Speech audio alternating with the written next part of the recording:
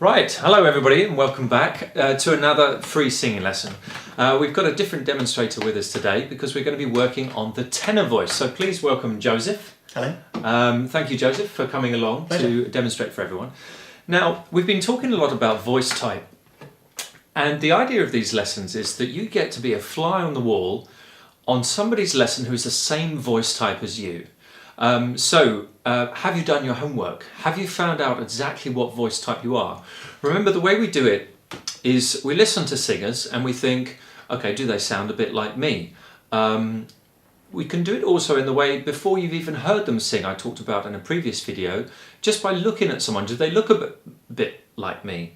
So Joseph is a tenor, and you can see Joseph's sort of height and build on the video there. How tall are you, Joseph? 5'9".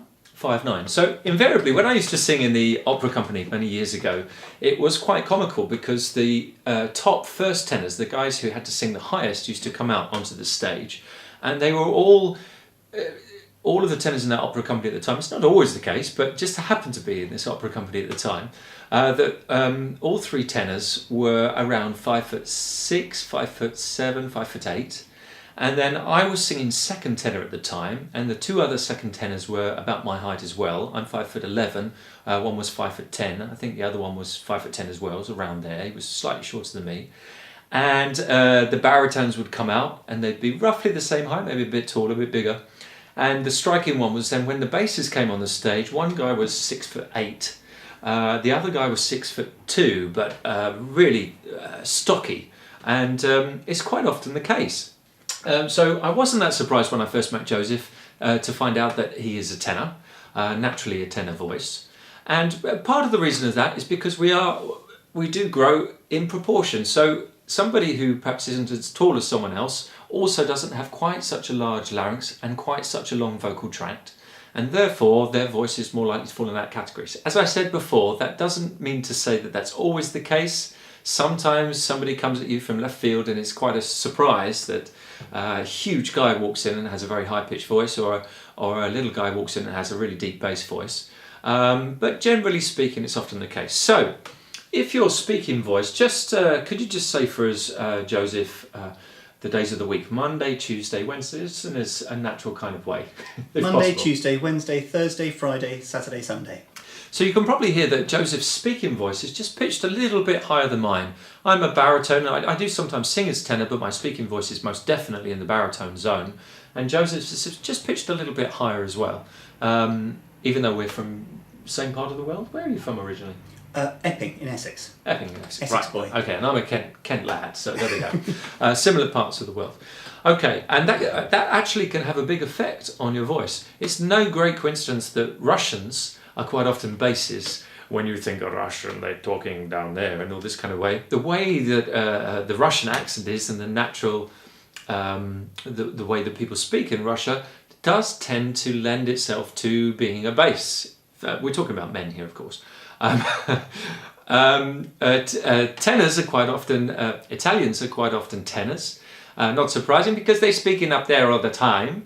Terrible Italian accent, but there we are. And for example, the Irish as well, if you have that, especially from Southern Ireland, maybe you have that lilt in your voice where you start at the very top of your voice and work all the way down to the bottom by the end of the sentence. And if you have if you have that kind of accent going on in your voice, it's going to encourage your voice to be comfortable in a certain range. Anyway, I'm waffling on. I've got Joseph here because I want him to demonstrate some vocal exercises for you. Joseph sings in my choir. He's not a professional singer, but he's a very good amateur singer. Very delighted to have him in the tenor section, where he sings out with great gusto. And he's going to run through the first warming up exercise I use in my choir. Very effective exercise, very difficult. You'll find that out when you try it at home. But sing along with Joseph. It goes like this. Can you give us a demonstration, Joseph? It's 3 vowels, E, A and R, back to back, repeated 3 times, finishing on the vowel A. And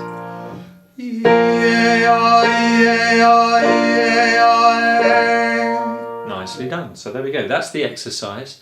So it's a little bit of a tongue twister at first if you haven't done it before, So have a listen to a few, but it's on video, so you can listen for a while and then just rewind and then just join in with Joseph on those pitches.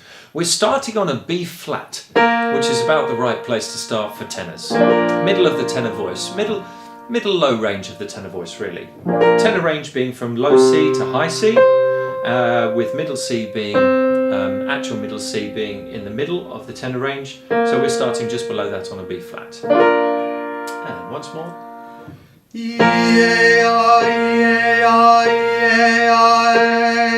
Excellent.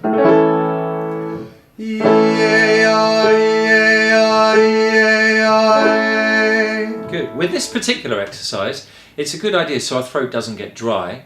If we breathe in through the nose, so that the air is warmed up, filtered by our nose, ready for our lungs, keeps everything from drying out. So nice deep breath in through your nose, Joseph. And then a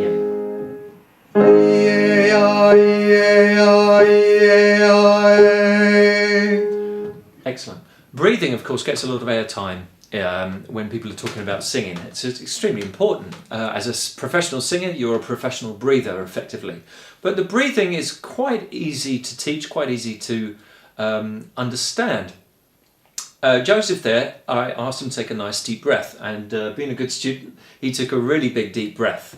But we don't want to take it too far, and you may have noticed that just as Joseph took that really deep breath, his shoulders at the end just came up. So we tend to, when we say breathe deep, we literally mean deep.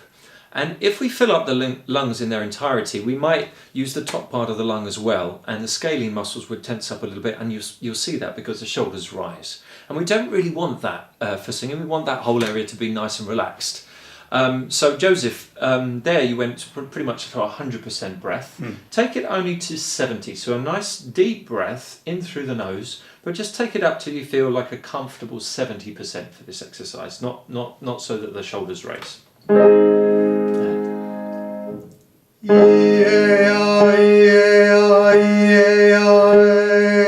Perfect. Let's do a few of those.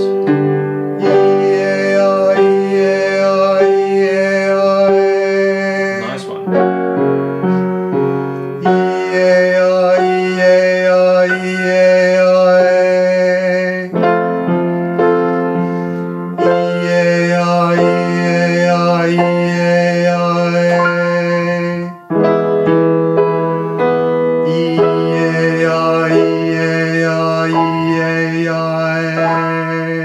Very good. Relax there for a second. I put up a little video a while ago. I put a link to it on my Twitter account. You can follow me on Twitter at George Torman. And the video I put up was of Celine Dion talking about her warming up exercises. Now, great singer, very successful. And she was in an interview with Larry King, I think, and he asked her to do some vocal exercises. And she started to do some, and then she stopped and she said, "You know, Larry, this is extremely boring." And unfortunately, effective vocal exercises that really work your voice correctly and make you into a better singer are not that interesting. There's an awful lot of vocal coaches out there doing some fun stuff, and you might want to do that with a group, you might want to do that to engage people. But these videos are for people who are a little bit more serious about your singing. I mean, it's fun. Hopefully it's fun for everybody. But I don't want to do exercises just for the hell of it. They are specifically designed to develop your voice. So when you're watching this video, it really is designed for you to sing along and actually do it and try and create the best sound you can. When you're doing that, Joseph, can you imagine that you're singing a song? So even though it's just a sound, try and give it lots of feelings. Try to enjoy the sound like it has some feeling. Any feeling you'd like attached to that sound.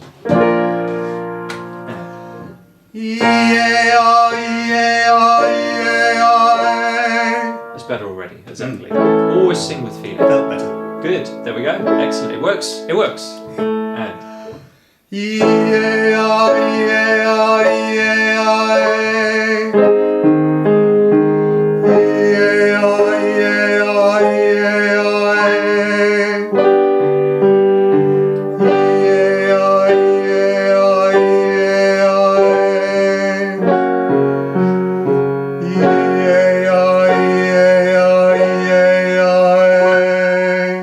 very good.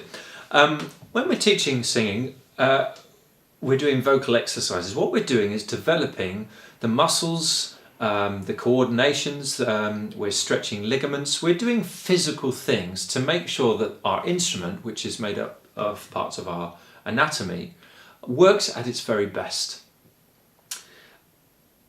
We're trying to make sure that when we make a sound we're putting some feeling into it, but the main aim of the technical exercises is to make sure that the muscles, bones and ligaments are all working in the way that is most healthy for your body, the way that's most efficient. That's kind of what we're aiming for here.